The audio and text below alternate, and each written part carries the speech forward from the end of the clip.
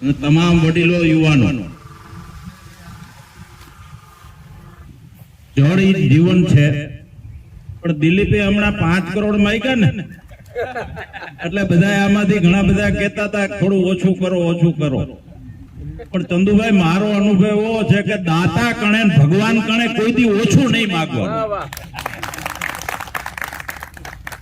દાતા પાસે અને ભગવાન કણે કોઈથી ઓછું નહીં માંગવાનું, પછી એને જેટલું આપવું એટલું આપે. પણ આ આપવા જેવું થળ છે અને આપવા જેવું આ કામ છે, એટલે બધા જને વિનંતી આમાં આપજો. સરકારે સારું અભિયાન ઉપાડ્યું છે, તેથી બેન પણ હતા પણ મીટિંગમાં નહોતા. કુંવરજીભાઈ અને મુખ્યમંત્રી 2 જ હતા. રમેશભાઈ આવ્યા પછી પાછળથી રમેશભાઈ હતા. તો બહુ સારી મીટિંગ ગઈ હતી. મીટિંગમાં મેં સર્વે કર્યો ચંદુભાઈ, તો જે એનજીઓ આવ્યા હતા બધા સંસ્થાઓ વાળા, ઈ દરિયાને કાંઠાની પટ્ટી વાળા જ હતા બધા. મધ્ય ગુજરાત વાળા કોઈ નહોતા.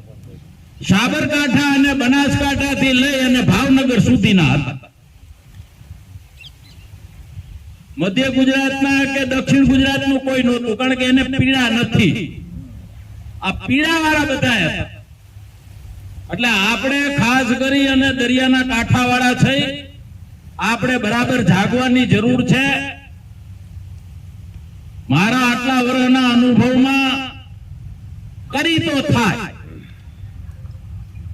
જે કાંઈ નક્કી કરો તમે સંકલ્પ કરો એટલે 100% થાય. આ કામ છે એ લોકોનું છે, ઈશ્વરનું છે. ઈશ્વર આપણને શક્તિ આપે એટલે આમાં બધા જ સહકાર આપી અને વધારેમાં વધારે ઝડપથી કામ થાય.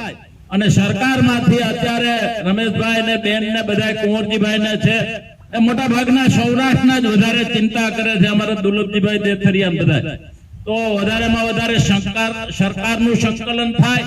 આ સંસ્થાઓ બધા સંકલન કરે ને દાતાઓ યોગદાન આપે એટલે વધારેમાં વધારે કામ થાય એવી ઈશ્વર બધાને શક્તિ આપે. આભાર, ધન્યવાદ.